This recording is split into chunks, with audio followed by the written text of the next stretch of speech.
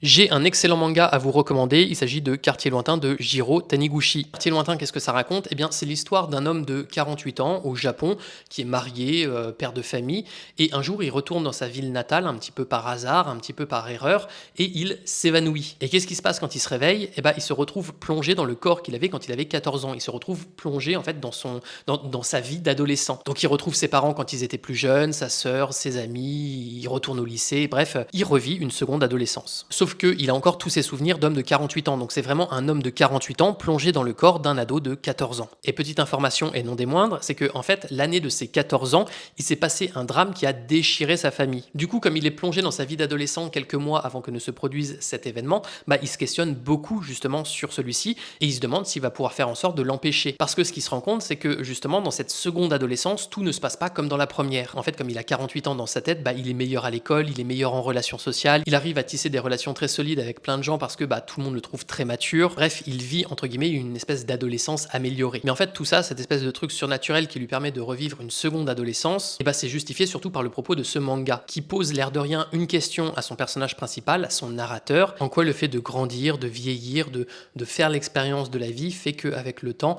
on peut être amené à poser un regard différent sur ses parents. Bref, je vous en dis pas plus, ça s'appelle Quartier lointain, c'est très bien dessiné, c'est très bien raconté, très bien exécuté. Récit très touchant qui ne tombe jamais dans la niaiserie, alors que ça pourrait être l'écueil du genre justement. L'histoire tout entière tient dans ce volume d'environ 400 pages, je vous recommande chaudement.